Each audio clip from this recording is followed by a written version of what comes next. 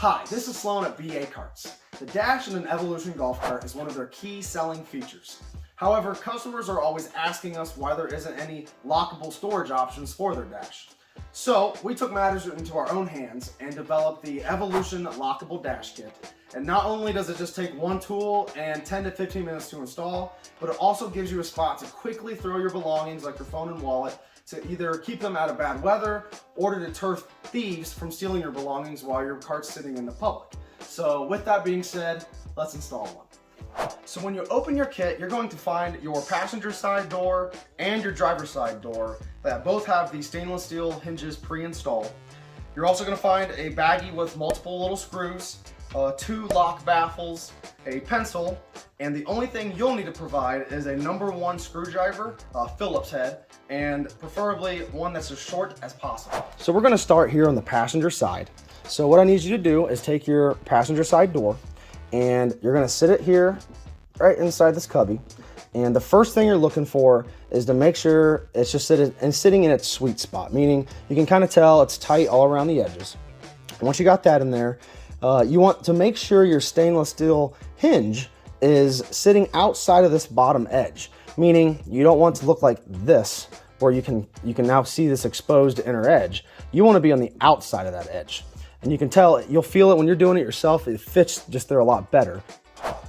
So now that we got the dash door sitting in its sweet spot, you want to take your pencil and you want to mark right on the outside of the dash. You want to mark right in the inside of the hinge on the right side and mark on the inside of the hinge on the left side. Then go up to the top and mark right directly above your lock. You want to make a little small mark with the pencil as well. Then take the door off and continue this line somewhat more inside the dash itself. And what this is for is to line up your hinges when you're putting your screws through. So now we're first going to put the baffle at the top of the dash. So what you can see is that there's an edge right here and there's an edge right here. And what you want to do is you want to take your baffle where it locks on and you want the screw side to be facing you. And what you're going to do is you want this baffle to be about 1/8 of an inch from that edge on the inside. And lined up with your mark as well. That way the clicker clicks on it. And you're about 1/8 of an inch away. And you're going to put both your screws on each side of that. And you want to make sure both screws are in the middle of the baffle.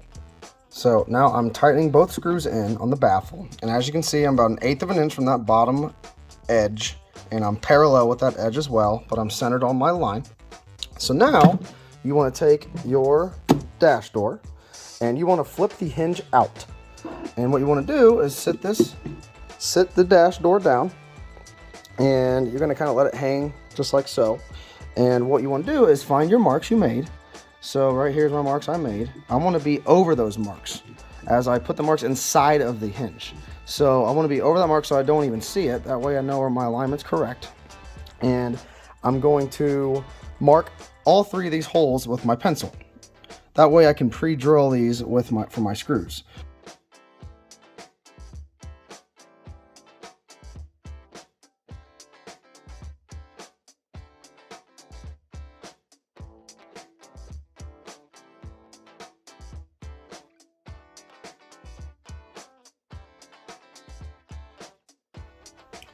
So now that I have all 3 holes pre-drilled, I'm going to put my hinge and door back on the dash here, find those holes, and start putting my screw in there.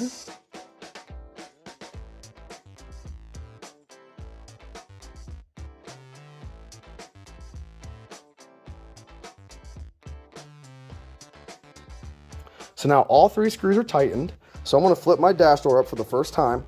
And how it works is this little clicker right here goes right on that baffle. And when I flip it up, I have to give it a little bit of force to make it click into place.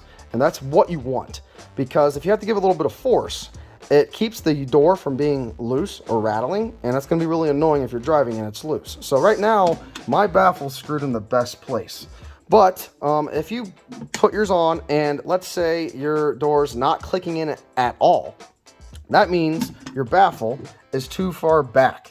meaning it's too far forwards. So what you want to do is loosen your baffle and bring it towards you a little bit and retighten it down, and then try it again and see if it clicks into place.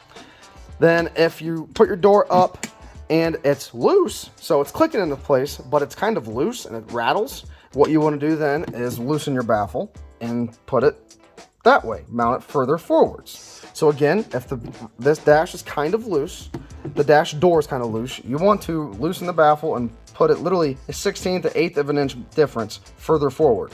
And if the dash isn't clicking into place at all, or it takes a lot of force to make it click into place, you want to loosen the screws in the baffle and bring it towards you. And that'll be in your instructions as well and in the box. So, but yeah, right now I'm closing mine, just get a little bit of force, and it's closing well. It's not rattling at all, and that's exactly what you want. So now I'm on the driver's side, and I'm going to repeat the exact same steps we just did on the passenger side to mount this driver's side door on.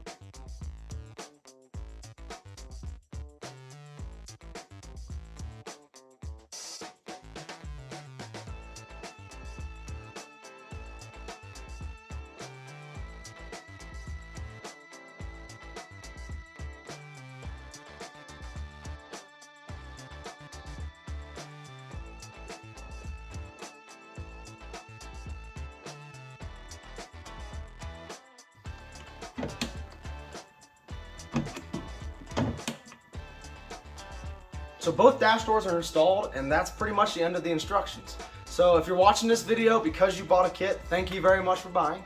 And if you want to buy a kit, just go to the link in the description below.